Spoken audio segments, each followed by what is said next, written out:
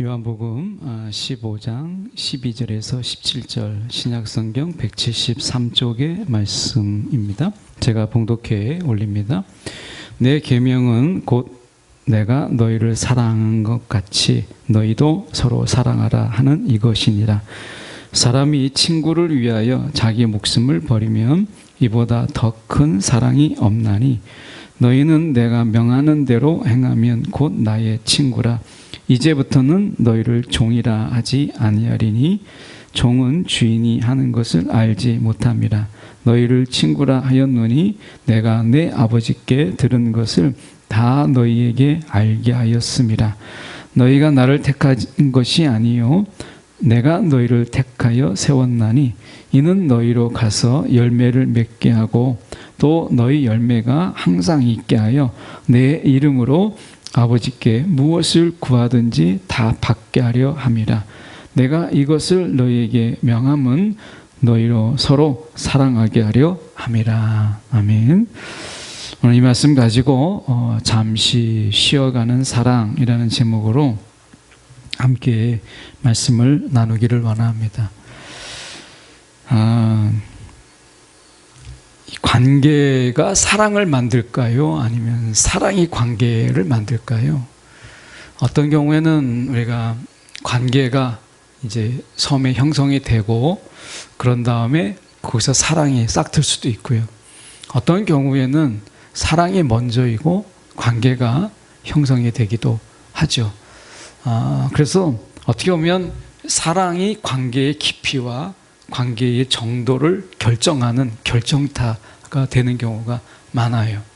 그래서 어떻게 보면 관계가 있지만 그 속에 항상 사랑이라는 게 있을 수는 있는 건 아니잖아요. 관계가 있지만 업무적인 관계 또는 사무적인 관계, 서로의 이익을 위해서 존재하는 관계. 근데 그 관계는 사랑이 없어도 가능해요. 어떤 관계는 사랑이 없어도 관계가 될 수 있어요. 업무적인 관계가 그렇잖아요. 서로 이익을 위해서, 나누기 위해서. 그런데 어떤 관계는 우리가 사랑이 그 관계에 영향을 굉장히 끼치고 결국 그 사랑이 있느냐 없느냐에 따라서 그 관계의 생명력이 있거나 또는 사라지거나 하는 그런 관계도 있어요. 그래서 오늘 우리가 관계가 사랑을 주도하는 것이 아니라 사랑이 관계를 주도하고 있다라고 하는 것을 우리가 보게 됩니다. 이 사랑이 관계를 주도하고 있다라고 하는 부분 속에서 오늘 본문의 말씀을 잠깐 보려고 합니다. 제가 이 대학을 졸업하고 그리고 바로 직장에 간 건 아니었어요. 중소기업에 이런 소개도 있었고 했는데 그때는 제가 대학원에 가고 또 대학원에서 이제 길이 열리지 않아서 제가 준비했던 거하고 그때 제가 대학원에 가려고 했던 그 대학원이 제가 공부하는 동안에 저는 이제 케인즈 학파에 이 공부를 더 많이 했는데 제가 가려고 하는 대학원은 이미 계량경제학이라고 하는 곳으로 넘어가 있는, 그래서 학파가 완전히 바뀌어 있는 이런 것이었어요. 제가 이제 준비하는 동안에. 그래서 제가 준비했던 시험 준비와 대학원에서 나오는 시험이 갭이 너무 차이가 나서 이미 졸업을 해버렸고 그러는 가운데 길이 막혔고 그러는 가운데 제가 한 것이 무엇이냐면 군대를 할 수 없이 먼저 갔다 와서 이제 지금은 햇불 트리니티예요. 옛날에는 햇불 트리니티 대학원이 아니고 신학대학원이 아니고 옛날에는 햇불 도서관이 거기에 있었어요. 도서관부터 먼저 시작했습니다. 양재에. 잘 모르시죠? 햇불 트리니티 신학대학원을 잘 모르실 수도 있는데 어쨌든 양재동에 그 신학대학원이 하나 있는데 지금은 영어 위주로 이렇게 외국의 유학생들을 받아서 하는 한국어 과정도 있지만 어쨌든 신학대학원 중심의 대학교가 있어요. 근데 그게 원래 시작할 때는 이 햇불 도서관에서 시작했어요. 그래서 이 토치 라이벌이라고 해서 시작했는데 제가 거기에 회원권을 끊어가지고 용산에서 거기까지 가는 데만 시간이 꽤 걸립니다. 근데 거기에 제가 다니면서 거기에 있는 논문들 정말 많이 읽었어요. 논문 빌려서, 논문 카피해서. 그래서 많이 읽고 책도 빌려다 보고, 그래서 회원권을 끊어가지고 했는데, 그래도 제가 거기에 평생 회원권을 가지고 있어요. 근데 지금은 이제 의미가 없어요. 햇불 트리니티 신학대학원이 되면서 제가 굳이 가면은 논문은 읽어볼 수 있는, 도서관 열람은 되는데 대출은 어렵게 돼서 대출 안 되는데 거기까지 가서, 그래서 버렸어요. 평생 회원권으로 끊었는데 지금 생각하면 돈이 아깝죠. 근데 어쨌든 그 책도 빌리고 뭐 논문도 하고 하면서 그러다가 이제 신학대학원을 제가 간 거죠. 근데 지금 생각해 보면 그 시간이 한 2년 넘어요. 그 짧지 않는 시간이죠. 그때 부모님이 새벽 시장을 다니셨어요. 근데 어떻게 보면 사지육신 멀쩡하고, 그리고 아들이 대학도 졸업하고 군대도 졸업했는데, 군대도 졸업한 게 군대도 제대했는데, 그런데 집에서 매일 논문이나 빌려서 보고 책이나 보고 있는데 부모님이 2년의 시간을 기다려줬어요. 나가서 돈 벌어와라, 아르바이트 해라, 뭐 그런 말씀을 전혀 안 하신 건 아닌데 그래도 막 매들고 나가서 쫓아내진 않았어요. 그 2년을 기다려줬어요. 그 2년의 기다림의 시간이 저희 평생에는 정말 감사한 시간이다. 제가 마음껏 보고 싶은 책도 보고 논문도 보고 글도 쓰고, 그러면서 출판사에 글도 내보고, 물론 이제 퇴짜 맞고 가능성만 보고 그렇게 했지만 한 곳에서 당신 정말 글 잘 쓴다, 가능성은 있다, 뭐 이렇게까지만. 근데 진짜 가능성을 보고 얘기한 건지 아니면 길을 한번 청년으로서 뭐 써왔는데 한번 살려주려고 하는 건지. A4로 그때 70쪽짜리였었어요. 10포인트로 라인 140, 150 정도를 했기 때문에 지금으로 책으로 내면은 한 130쪽은 좋게 나올 수 있는 분량의 책인데, 그때 A4로 70쪽을 썼으니까 아마 좀 그림 넣고 하면은 200쪽은 나오지 않을까, 이런 생각이 드는데요. 어쨌든 그때 빡빡하게 A4 70장을 썼었어요. 그거 말고 더 썼는데 다 지금은 없어요. 이 플로피 디스크 꼈다 하는 거라서 저장 이동성이 없어서. 어쨌든 그런 시간들. 근데 지금 돌아보면 그런 쉬는 시간, 제 나름대로의 어떻게 보면 이제 대학을 졸업하고 직장을 가지 않는 제만의 시간을 주셨다라고 하는 게 지금 돌아보면 이게 큰 사랑이구나. 기다려줌. 그 사랑은 기다림이잖아요. 사랑은 기다림인 거예요. 그러니까 주님이 우리를 향한 사랑도 기다림입니다. 막 와가지고 막 닥달하지 않아요. 기다려주시는 거예요. 알 때까지, 깨달을 때까지, 또는 그것의 필요성을 느낄 때까지 기다려주시는 사랑. 이 사랑이 주님의 사랑입니다. 그래서 우리가 때로는 처져서, 때로는 너무 지쳐서, 또는 게을러서, 때로는 나태해서 할 수 있지만 하나님께서 얼마든지 깨우고 우리 가운데 겁주고 겁박할 수 있지만 하나님께서 기다려주세요. 그래서 사랑은 기다림이 없는 사랑은 없어요. 모든 사랑에는 기다림이 있어요. 그래서 오죽하면 사랑은 기다림이라 이렇게까지 말했겠어요? 그만큼 하나님의 기다림, 오래 참으심이 우리 가운데 있어요. 오늘 말씀에 보면 이렇게 말씀합니다. 우리가 말씀에 보면 15절에 보면 이렇게 말씀하거든요. 이제부터는 너희를 종이라 하지 아니하리니 종은 주인이 하는 것을 알지 못합니다. 너희를 친구라 하였노니, 이렇게 얘기합니다. 친구라고 이야기를 해요. 그런데 친구는 어떡하죠?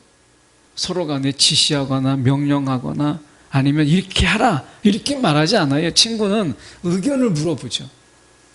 어떻게 할래? 밥 먹을래? 떡볶이 먹을래? 막 이렇게 물어보잖아요. 그런데 너 밥 먹어. 이렇게 말하진 않거든요. 근데 지금 예수님께서 본문에서 약간 모순적인 게 있어요. 15절에 보면 지금 읽은 것처럼 너희를 친구라 하였노니, 종이라 하지 않고 친구라 하였노니, 이렇게 친구라고 얘기했어요. 그런데 대하시는 것은 종처럼 대해요. 말씀해 보세요. 이렇게 말씀합니다. 14절에 너희는 내가 명하는 대로 행하면 나의 친구라. 아니, 내가 명하는 대로 하면 종이지 그게 왜 친구예요? 이게 말에 좀 어폐가 있잖아요. 여러분 읽으면서 그런 느낌이 안 갔죠? 14절에 다시 천천히 보세요. 너희는 내가 명하는 대로 행하면 곧 나의 친구라. 아니, 명하는 대로 하면 그 종이지 왜 친구예요? 이렇게 정말 하나님 뻔뻔하게 이렇게 말씀하셨어요. 그렇죠? 근데 더 웃긴 거는 이렇게 말씀하셨어요. 17절에 가면 더 가관이에요. 17절에 보면 내가 이것을 너에게 명함은, 명했다고 얘기해. 어떻게 사랑을 명할 수 있어요? 너 사랑해. 너 지금부터 나 사랑해. 이게 어떻게 이게 가능해요? 이 지금 보면 이것을 너에게 명함은 너희가 서로 사랑하라.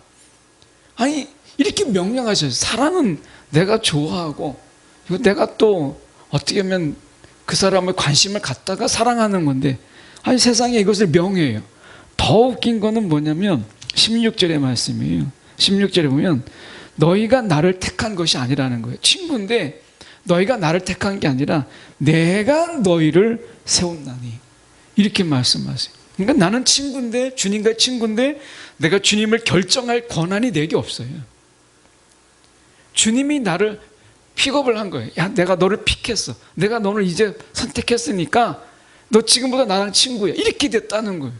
아니, 그게 이 지금 보면 완전히 공평한, 이 어떻게 보면 우리가 이 불공평한 지금 친구 관계잖아요. 공평하지가 않아요. 예수님의 관계 속에서 명령하죠. 내가 택했다고 이야기하죠. 그러면서 내가 명령한 대로 행하면 너가 그제서야 친구야. 조건도 있어요. 만약에 누군가가 여러분에게 이런 친구로 다가온다고 한다면 여러분 그 친구 하겠어요? 더럽고 치사해서 안 하죠. 여러분 하겠습니까? 아니, 세상에 내가 명령한 대로, 내가 지시한 대로도 하면 그 친구라는, 이건 학폭이에요. 그렇지 않아요? 우리 때, 여러분 그때 경험했는지 모르겠는데 제가 중학교 때 우리나라에 프로야구가 시작했어요. 중학교 때. 역사가 좀 길죠. 중학교 2학년 때 우리나라의 프로야구가 시작했어요. 그래서 프로야구가 처음 생길 때 어떻게 했냐면 내기를 합니다. 그래서 이제 저녁에 그때는 두산이 오비였어요. 오비배였어요. 두산배였어가 아니라 오비하고 어디하고, 그때는 산미 슈퍼스타즈가, 산미라고 들어보셨어요? 프로야구 팀에. 지금 없어졌죠. 그렇게 야구를 한단 말이에요. 삼성하고 하면은 나는 오비에다가 걸어요. 다른 사람은 삼성에다가 걸어요. 그래서 지면 그 다음날 빵 셔틀을 하는 거예요. 빵을 다 사와서, 매점에 사와서 빵을 나눠줘야 돼요. 이런 거 했었어요. 그런데 만약에 친구가 너 오늘 빵 사와. 이거하고는 다르죠. 네 돈으로 네가 사와, 다 줘. 이렇게 친구라고 말할 수 있어요? 이건 폭력이에요. 학폭이 왜 문제예요? 명령과 지시, 그리고 인격적 파괴, 이런 것으로 인해서 학폭이 생기는 거죠. 같은 친구인데 친구가 아닌 거예요. 그 속에서 서열이 매겨지고 우열이 매겨지고, 그리고 그 속에서 종과 주인의 관계가 형성이 되는 거죠. 학폭 같지 않아요? 오늘 말씀 속에서 예수님과 우리 관계가, 야, 이거 친구라고 하는데 말은 친구인데 거의 학폭 수준의 관계 속에서 말씀하고 있어요. 이걸 읽다 보면 도대체 이게 무슨 말인지를 잘 몰라요. 그런데 말씀해 보면 13절에 이렇게 말씀해요. 대반전이 본문 속에 있어요. 13절에 보면 사람이 친구를 위하여 자기 목숨을 버리면 이보다 더 큰 사랑이 없나니. 지금 예수님께서는 우리 가운데 이렇게 말할 수 있는 그런 권한이 있는 분이세요. 뭐라고 하냐면 친구를 위하여 자기 목숨을 버리셨다니. 자기 목숨을. 우리가 생각하죠. 야, 내가 정말 좋아하는 사람, 우리가 중국 고전에도 자기 친구를 위해서 감옥에 갇힌 이런 사람이 얘기가 있어요. 중국 고전에 보면. 그래서 내가 정말 좋아하는 친구를 위해서 내가 죽을 수도 있고, 내가 대신 연대보증도 해줄 수 있고 하잖아요. 그런데 여기서 말하는 친구는 정말 내가 좋아하는 친구가 아니라, 성경의 말씀에 로마서 5장 10절에 보면 이렇게 말씀해요. 우리가 원수 되었을 때, 여기서 말하는 친구는 우리가 원수를 이야기하는 거예요. 우리가 원수 되었을 때 그의 아들의 죽으심으로 말미암아 하나님과 화목하게 되었습니다. 우리가 원래 원수예요. 예수는 십자가에 못 박으라 하는 원수인데, 예수님께서 십자가에서 피 흘리심으로 그분의 사랑으로 우리가 친구가 된 관계예요. 아마 이 예화는 많이 들어보셨긴 했을 것 같은데, 잠깐 여기에 맞는 예화가 이게 맞겠다 싶어서, 친구 관계는 아닌데 이런 실화가, 중국의 실화가 있어요. 예화집에도 많이 나오는 이야기라서 아마 아는 분도 있을지 모르겠어요. 동생과 형이 일찍 이제 부모를 여의고, 형이 이제 아버지처럼 엄마처럼 동생을 돌보는 두 형제가 있었어요. 근데 어느 날 이제 그들이 좀 장성하게 청소년기를 좀 지나서였을 때였어요. 밖에서 막 호루라 소리가 나고, 호루라기 소리가 나고, 그리고 저놈 잡아라 라고 하는 경찰의 막 외침이 있었어요. 그 사이렌 소리도 막 울리고 막 그러는데, 그러니까 사람들이 막 웅성웅성 하지 않겠어요? 그런데 그 동생이 손에 피 묻은 칼을 들고 피 묻은 옷을 입은 채 문을 급하게 들어오는 거예요. 그리고 숨어버렸어요. 형한테 말도 안 하고.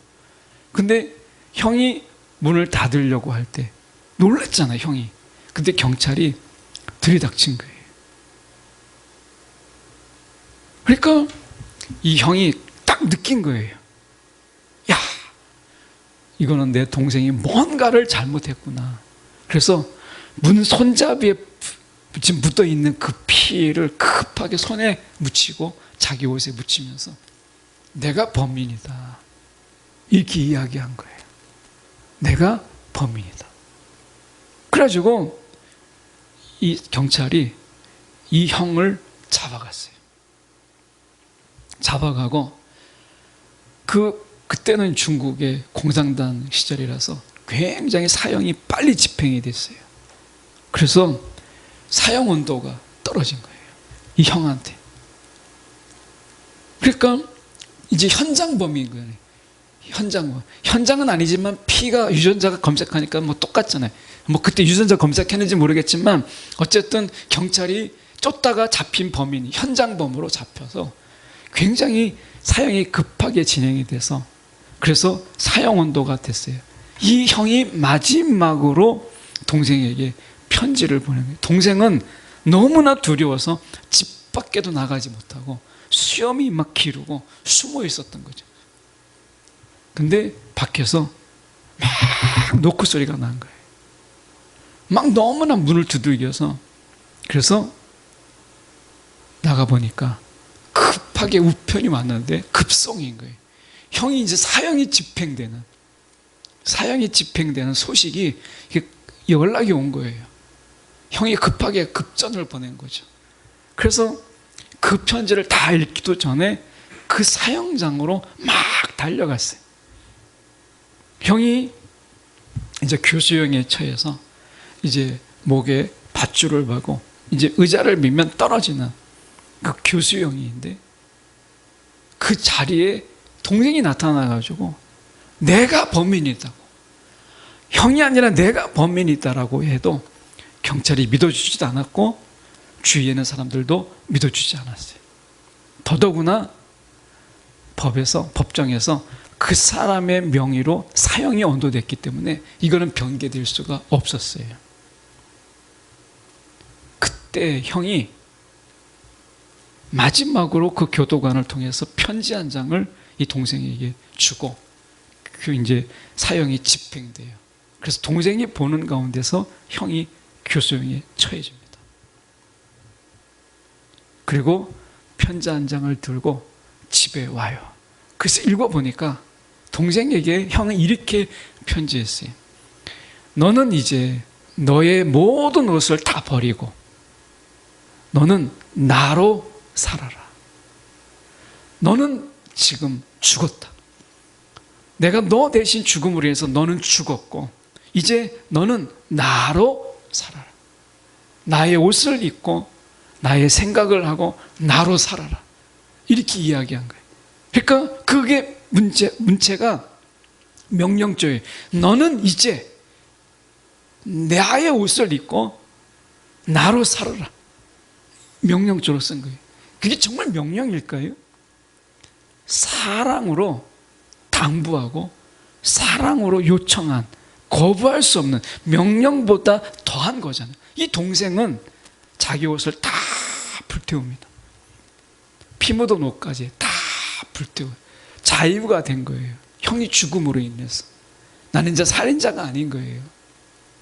자기 옷을 다 불태웁니다. 그리고 형의 옷을 입고 형이 하고 싶었던 거 그리고 형이 바라던 삶을 그가 살아요. 완전히 자기는 죽고 새로운 삶으로 삽니다.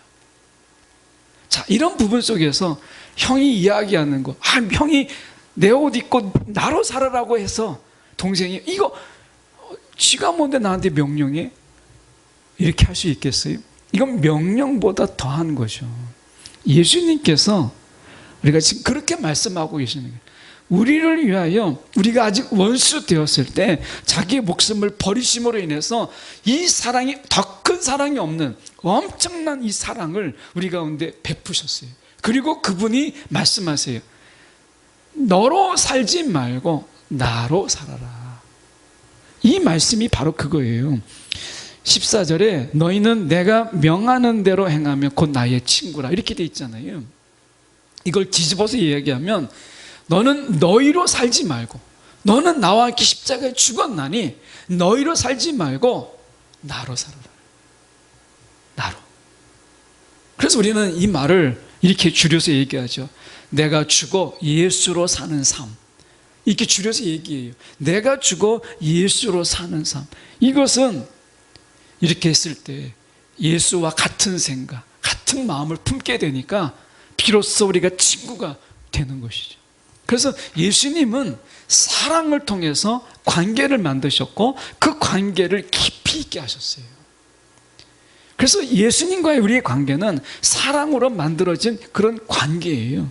그런데 오늘 그분의 명령을 따라서 산다라고 하는 것, 나를 위해서 그분이 죽으셨어요. 너무나 감사하죠.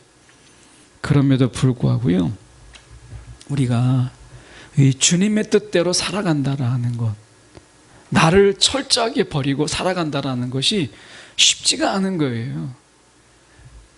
예수님의 옷을 입고 살아간다라고 하는 것이 이게 쉽지가 않아요. 어려운 거예요.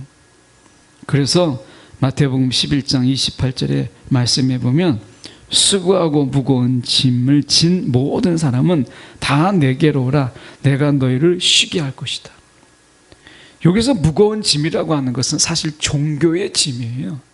원문에서 얘기하는 것은 종교의 짐. 바리새인들의 어떤 율례와 규례, 안식일을 지키는 그런 어떤 말도 안 되는 전통, 이런 것들에 의해서 만들어진 무거운 짐, 이걸 이야기하는 것인데 우리가 여기서 약간 이것을 확대해서 넓게 우리가 해석해 본다면 우리가 예수님의 옷을 입고 살아가는 우리의 삶이 쉽지가 않아요. 왜? 청년으로서 우리가 하고 싶은 게 너무 많은 거예요. 그런데 예수님의 옷을 입고 살아간다는, 그렇게 살아가야 된다는 건 알지만 그렇게 살아가는 삶이 쉽지만은 않아요. 그럴 때 오늘 주님께서 너희가 쉬어가라 라고 말씀하시는 거예요. 기도가 안 될 때 기도하려고 애쓰기보다 잠시 기도를 쉬는 것도 여러분 좋은 방법이에요. 우리가 예수님의 어떤 말씀대로 살아가려고 막 애를 쓰고 완벽하게 정말 퍼펙트하게 살아가려고 하지만 잘 안 될 때가 있잖아요. 그럴 때 잠시 우리가 내려놓고 쉼을 얻는 것, 그분 안에서 쉼을 얻는 것, 그분 뜻대로 살아가는 게 아니라 그분을 그냥 누리는 거죠. 이런 쉼이 우리 가운데 필요해요. 청년들이요, 우리가 살아갈 때 너무 막 이렇게 주님 뜻대로 살아가려고 하는, 모든 것에서 완벽하게 살아가려고 하는 그 삶이 때로는 우리를 지치게 만들고 우리를 버겁게 만들고 나중에는 번아웃 되어서 야, 이제 뭐 예수로 살아가는 삶 이제 못 살겠다 이렇게 할 수도 있어요. 신명기 33장 우리말 성경으로 보면 이렇게 되어 있습니다. 신명기 33장 12절에 보면 베냐민에 관하여 그가 말했습니다. 여호와께서 사랑하시는 자가 그분 안에 안전하게 쉬게 될 것이다. 사랑하는 자가 그분 안에 안전하게 쉬게 될 것이다. 그분이 온종일 그를 방패처럼 지키시니 여호와께서 사랑하는 자가 그분 어깨 사이에서 쉬고 있구나. 주님이 사랑하시는 자에게 쉼을 주신다는 거예요. 여러분, 우리가 청년의 패기와 열정, 우리가 도전하는 이런 거 정말 많이 이야기하잖아요. 그런데 청년은요, 정말 쉼이 필요한 거예요. 우리가 도전하고 막 열정적으로 살고 그리고 패기 있게 어떻게 매일 살아요? 여러분, 하나님 우리를 그렇게 막 몰아붙이도록 말씀하지 않으세요. 오히려 말씀의 본문에 우리가 가서 보세요. 16절에 가서 이게 우리 가운데 위로가 되잖아요. 보면 너희가 나를 택한 것이 아니라 내가 너희를 택하였다. 주님이 우리를 알고 택하셨다는 거예요. 내가 주님을 택한 게 아니라 그러면 주님이 떠나고 갈까 봐 막 겁이 나는데 그게 아니라 주님이 나를 택하셨다는 거예요. 그리고 너희로 가서 열매를 맺게 하시는 분이 그분이라는 거예요. 이런 은혜가 우리 가운데 있다는 거예요. 그래서 여러분, 왜 친구라고 이야기하겠어요? 친구, 다윗과 요나단을 보세요. 정말 아름다운 우정으로 보여주고 있는데 친구 관계, 다윗과 요나단 속에서는 비밀이 없었어요. 사울이 뭐라고 하면 다윗에게 다 이야기해 줬어요. 그래서 이 다윗과 요나단은 목숨을 내어주기까지 하는 언약을 맺었죠. 그런데 우리가 보면 그 관계 속에서 그들이 때로는 서로에게 위로가 되기도 하고 격려가 되기도 하고 하는 것을 보게 돼요. 다윗이 지칠 때는 요나단이 위로해주고 요나단이 지칠 때는 다윗이 격려하는 것을 보게 돼요. 친구라고 하는 게 뭐예요?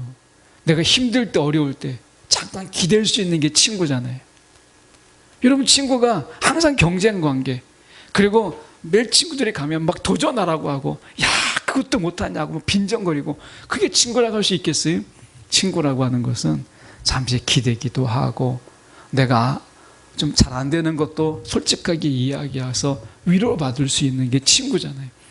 예수님께서 왜 친구가 되어주셨어요? 우리를 선택함으로 인해서 내가 죽고 예수로 살아가는 그 삶이 얼마나 어려운가 이걸 아신 거예요. 그래서 어떻게? 가끔 내게 와서 쉬어라. 패기도 내려놓고 막 도전도 좀 내려놓고 힘들면 내게 와서 좀 쉬어라. 이렇게 말씀하시는 거죠. 실패가 있지만 중단하지 않는, 도전하지만 그러나 낙심하지 않는 이런 것을 위해서 와서 좀 쉬라고 말씀하시는 거예요. 그러니까 친구죠.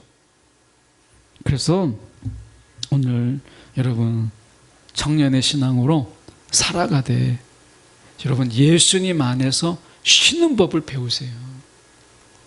예, 쉬는 법을 배우세요. 예수님 안에서 그분과 함께 쉬는 법을 배우시는 게, 여러분 친구는 같이 여유를 보내고 같이 쉼을 가지고 하는 것을 배우는 관계가 친구예요. 매일 친구라고 해서 같이 막 죽어라고 공부만 하는 게 친구인가요? 아니잖아요. 긴장을 풀어주고 때로는 서로가 또 긴장을 낮추고 긴장을 다 풀고 같이 막 어울리고 할 수 있는 게 친구라는 거예요. 오늘 주님께서 우리 가운데 말씀하셨어요.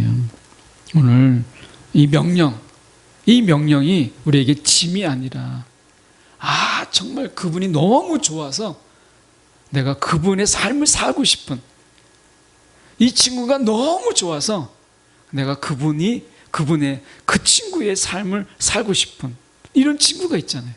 정말 친구인데 존경하고 친구인데 너무 좋은 거예요. 그런 친구가 있잖아요. 그런 친구로 우리 가운데 오셨다라는 거예요. 여러분, 주님 안에서 도전도 받고 주님이 주시는 열정도 있고 믿음도 있지만, 여러분 주님 안에서 쉼을 좀 배우고 그 쉼을 좀 누릴 수 있는 청년들이 어디 가서 쉴 수 있겠어요? 청년들의 삶이 너무 버겁잖아요. 오늘 주님마저도 우리가 세상처럼 막 몰아붙이는 게 아니라 내게로 와서 쉬라 말씀하시잖아요.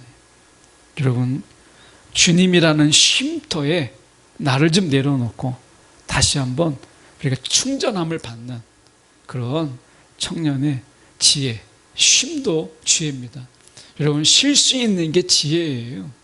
사랑은 쉼을 주는 거지, 사랑이 막 몰아붙이는 게 아니잖아요. 사랑하면 거기서 내가 비로소 쉼을 얻어요. 그 관계 안에서 내가 비로소 위로를 얻고 그러는 거죠. 여러분, 오늘 주님의 사랑 안에서 우리가 쉼을 얻고 쉼을 누리는 청년의 신앙으로 살아가는 저와 여러분이 되기를 간절히 소망합니다.